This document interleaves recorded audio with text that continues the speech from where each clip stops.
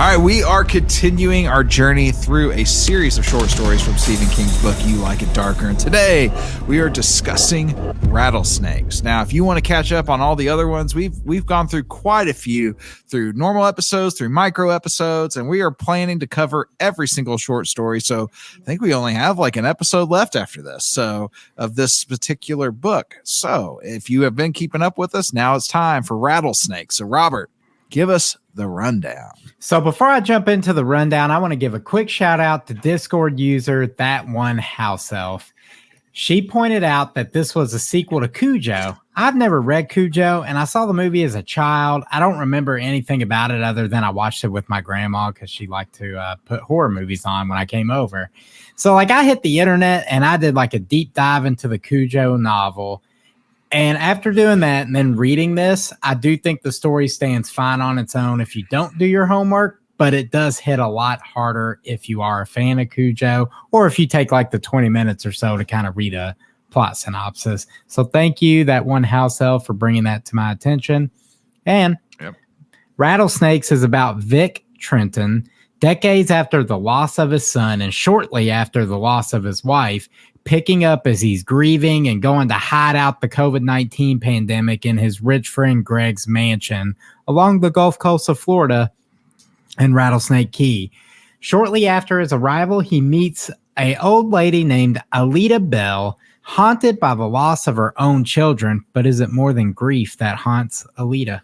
So this was a great story, and I agree with what Robert said. I think that before reading this, because I did a similar thing to you, I've seen the movie, but it has been a long time ago since I saw the movie Cujo. And I wasn't going to I didn't really want to watch the movie again necessarily. And so I did a quick wiki refresher on Cujo. But I agree. I believe it totally added to this story. So I'm going to give the floor to Keaton to kind of start us off, bro. Yeah. Time out, dude. Dylan, what's up, bro? One might say a quickie.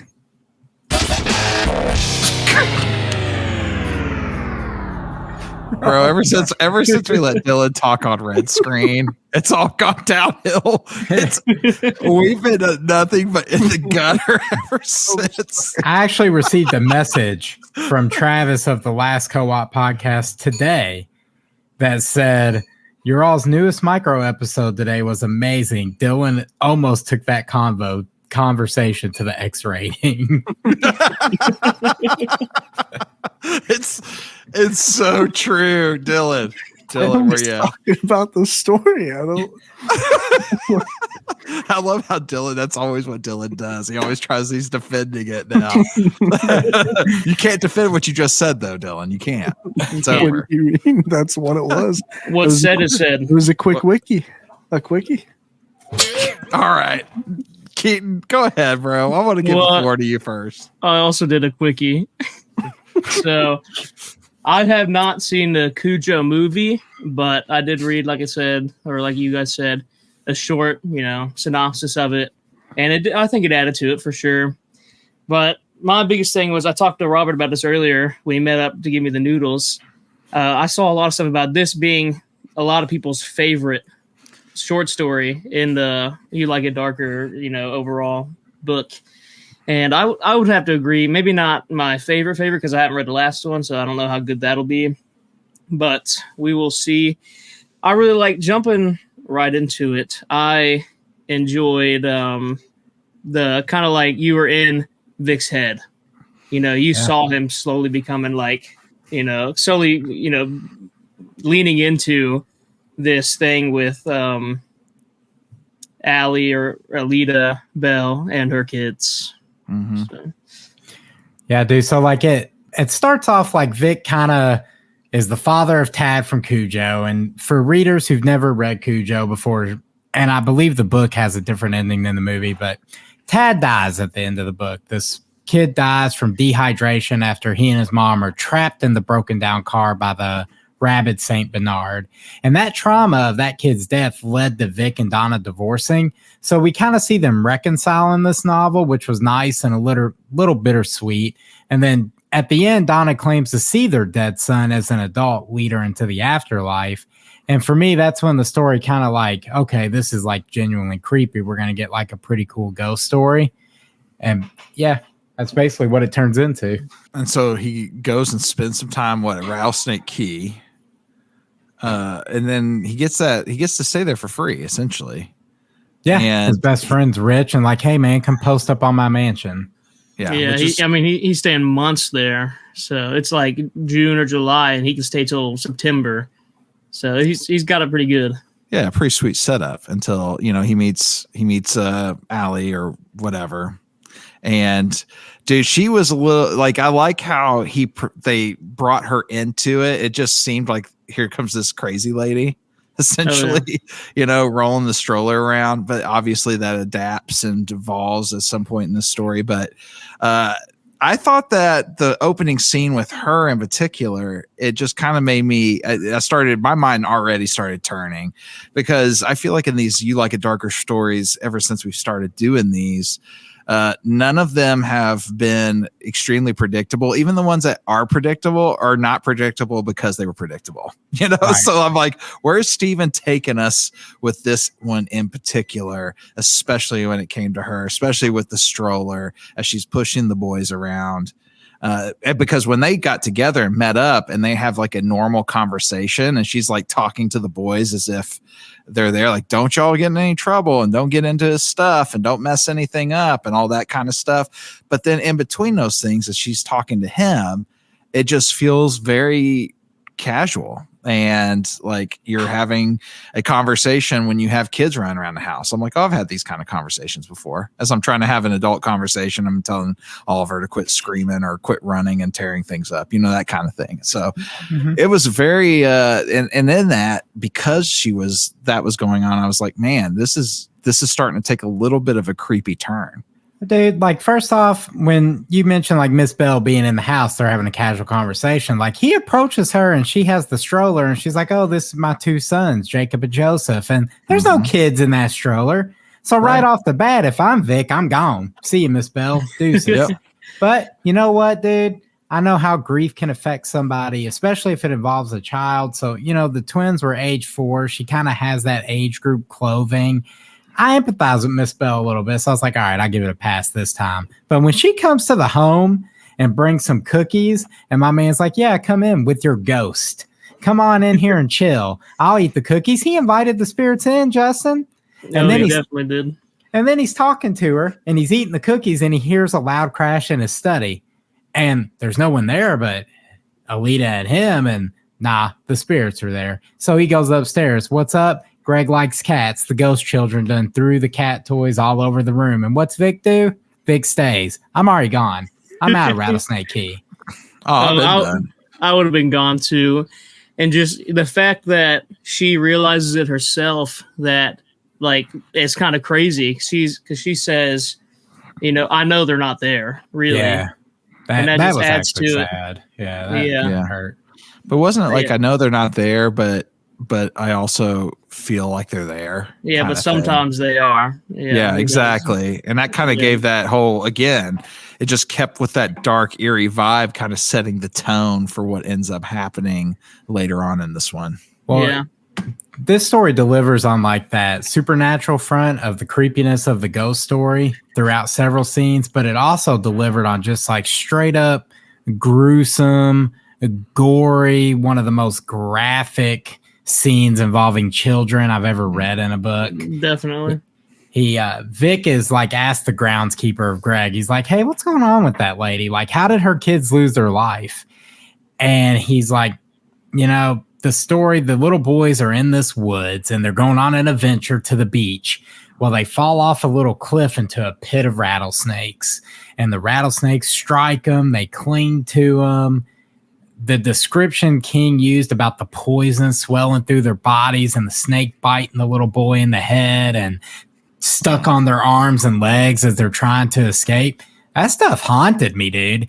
And in my Cujo research, Stephen King caught flack early in his career for killing Tad. Like, it was a big controversy back in 1982 to kill a kid in a novel. So my man said, y'all want controversy? I'm going to kill 2 4-year-olds in the most gruesome way possible to deal with it. Yeah, the description of it was crazy in depth. I mean, it talked about how one of the brothers, I forget it was Jake or Joseph, one of the brothers, whichever one was able to walk a little bit farther after they fell in the pit, he saw his brother like slowly fall on the ground and start swelling up from the venom as he was trying to walk away and go get help. Yeah. It was brutal. Like, we read Lori last week, and it was like Cozy King, we called it. There ain't no Cozy King here, bro. That's out the door. No. He definitely took a turn on this one. Out of all the stories we've read so far, this one is the most Stephen King to me. You know, Definitely. As far as like what we're used to when we think of Stephen King, which is that horror, it's dark, it's creepy, it's disturbing.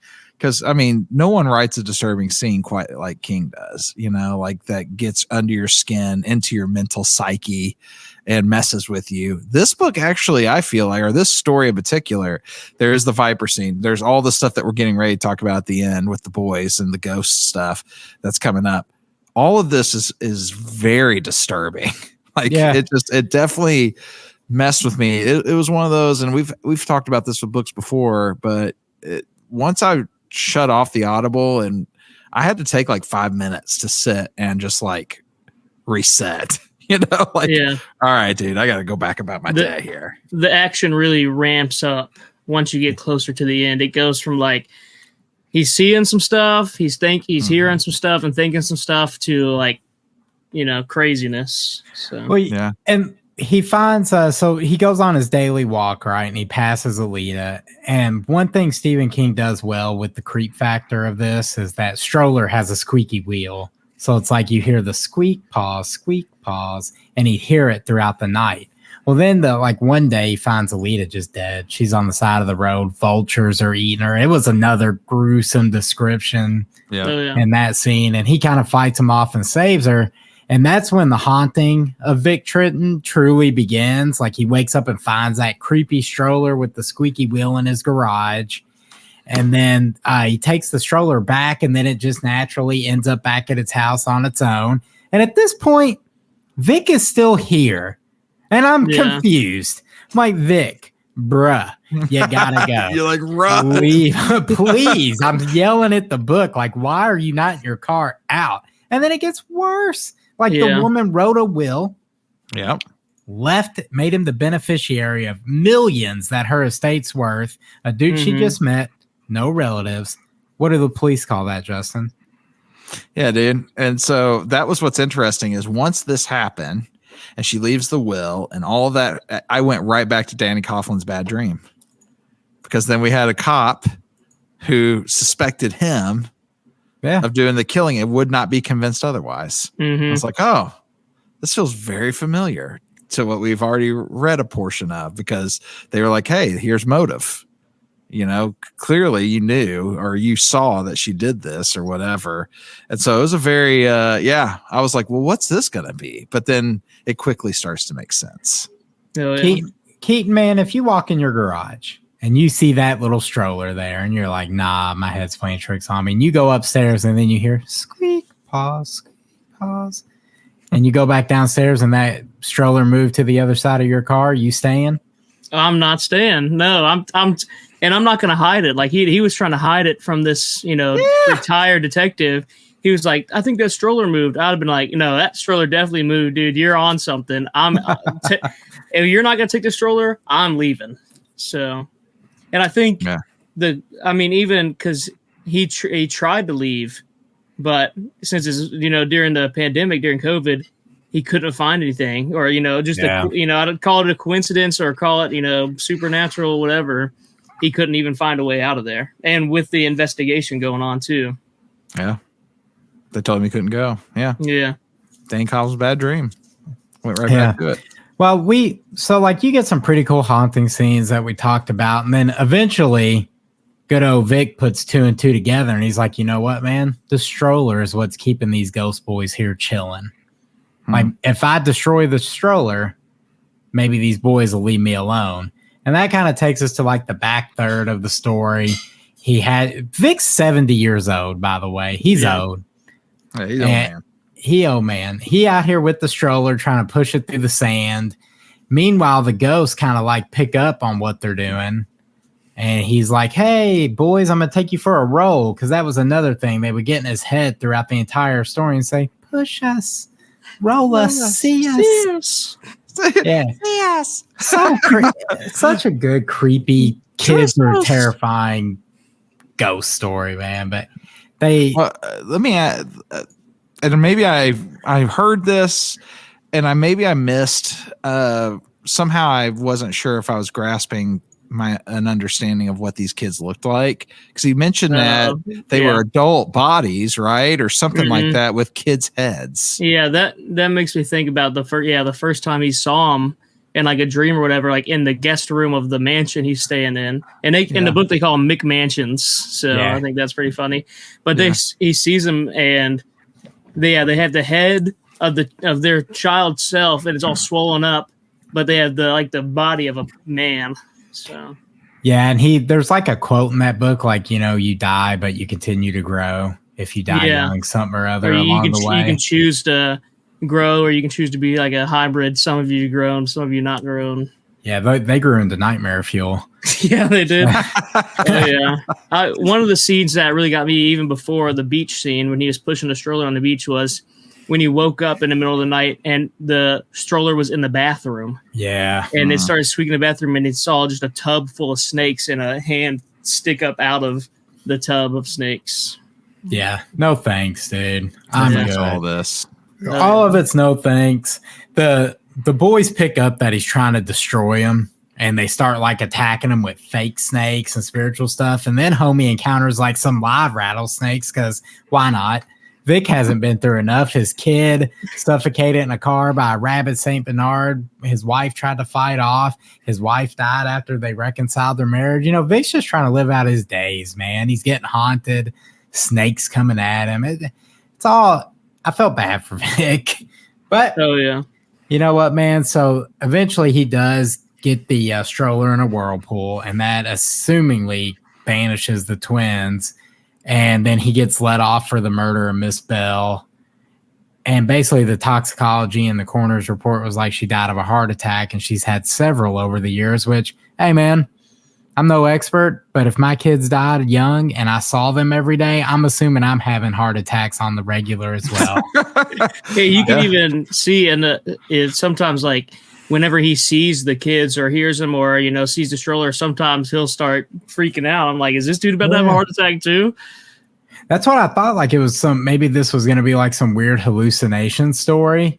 Yeah. But it was not. It was a pretty cool ghost story with some crazy gore. And shout out to Lloyd Sunderland, the protagonist from Lori, for attending the funeral of Miss Bell. Oh, yeah. Nice touch. That was nice. Again, more crossovers. I like that. I really well, I'll get it. So at the are we pretty much towards the end? Yeah, pretty much. Okay. Go ahead. Yeah, well, because I know at the end he sees Duma keys, which is like supposedly underwater, and I don't know where I seen it. Maybe it was on Reddit or whenever when I was looking up the book, and they were saying that Stephen King also has a book called Duma Keys, and so that kind of was a add on to that, and snuck that in as a Easter egg or whatever. But I really liked at the funeral, the retired detective that always thought that Vic had killed her and got away with it. He was still, this dude was drunk at the funeral, and he was like, I still believe you did it. Yeah, dude. That's just a weird hill to die on. He wouldn't let it go. He's like, nothing points towards you doing it outside of the fact that you got all this money, but yet you did it. What a jerk. What a jerk. Yeah, man. Come on, bro. Sometimes the facts are the facts. It's right there. Oh, yeah. All right, boys. Y'all ready to do a lightning round? Let's hit it, dude. Yeah. Okay. So the first question we got, if you guys have listened for a little while, lightning rounds, we have some questions, give about a minute or so a piece to answer these to each person. And we'll go with, we'll let guests start us off here. What scene creeped you out the most, Kiwi? So I think it's between a tie of the very end when he's pushing the stroller on the beach, and like the whole beach is on fire because they, corralled all the snakes onto the edge of this beach and lit them on fire. So it's either that when everything's on fire around him and there's snakes biting him, or the scene where Alita Bell was getting eaten by the buzzards.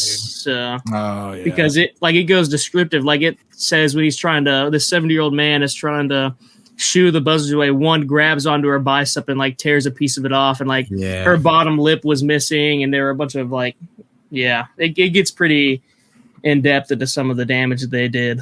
So it's between those two, I think. Yeah, for me, it's definitely the buzzard scene because I don't know. It took me back to a movie, and I can't even remember. It was like I can't remember which movie it was, but I remember a desert scene in a movie where they found a dude missing. It was like mobster or something, and he was being eaten alive by buzzards, and it just took me back there. And I was like, man, that's brutal. To find somebody, imagine finding somebody in that state with that happening, how traumatizing that would be. So yeah, that scene definitely. So go ahead, Keith. I was just, he looked her in the eyes, and her eyes weren't there because they had plucked them out. Yeah, exactly. Yeah, he really delivered on the gore in the story too. Oh yeah. If I'm going creepy scene from like a supernatural sense, it was like Vic's sitting there at night, and Keaton brought it up, the bathtub scene. Like, Vic's laying in bed, he hears squeak paws coming from the bathroom. Bro, I don't know what's going on in that bathroom. All I know is the blanket's going over my head. The ghosts are coming to me. I'm not going in that bathroom, but Vic went in the bathroom, saw the tub, the strollers in the bathroom, and there's like little burial suits that the twins were buried in, hanging on the side of it, and then those tubs full of rattlesnakes, and you see a little kid's arm come up there and like motion him closer. Like, nah, I'm good, bro. I'm out. I like how during the story, Vic just knows more and more about the kids, and like, he knows they had matching coffins and all that sort of stuff. Yeah, and the shirts killed me. I love the shirts too. Oh, the little dad jokes on all the Tweedledum and Tweedledee. Yeah.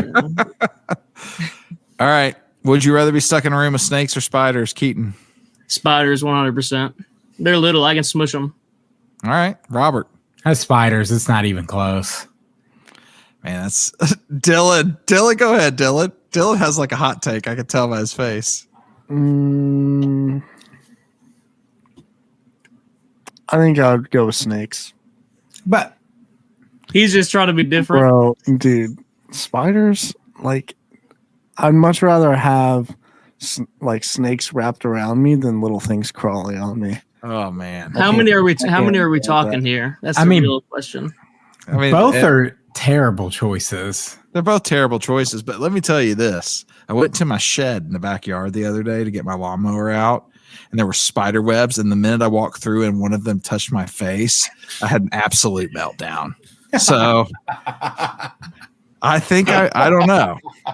I'm gonna go with snakes. Both are terrible choices, but just I don't like the idea of, like you were saying, the little legs crawling on me somehow. At least a snake, I could see it. If it's slithering on me, whatever, Anyway, all right. Both terrible choices. We agree. Would you vacation on Rattlesnake Key for free, Kiwi? If I'm not being haunted, yes. Robert. That's simple. So like, I guess the difference between Vic and me, I touched on, like, I hear a loud noise in an unfamiliar house in the middle of the night. Those ghosts have to come to me, right? So for free, Rattlesnake Key, these McMansions on the beach, the way they were describing these homes. Psh, hey, bruh, Jacob and Joe are my new best bros. We chilling. I'll push you, roll you, see you. Yeah, bro. I'll walk you down the boardwalk daily. We'll stop by that fish restaurant and have a sandwich with Lloyd and Lori. Like, he didn't like when they called him dad, though. You gonna let that happen? He didn't. Yeah, bro. They call me whatever they want if I'm staying on Rattlesnake Key for free. All right, done. All right, we're all staying at Rattlesnake Key. All right, let's give our final. Let's give our final 3 words for this one. That's Robert. Kids are creepy. I mean, bro, did you steal mine? I used that one not that long ago. He saw the notes. Did you? I sent him my notes. That's mine. I used kids are creepy in one of these books already. Yeah. I can't remember which one, but yeah, dude, there's no better way to describe it. Kids are creepy. Kids are creepy. All right, dude. I guess I'll switch it, bro. Snakes are creepy. There you go. I'm good. Spiders are also creepy. All right, Keaton, go ahead. Squeak, squeak, squeak. Nice. I like it.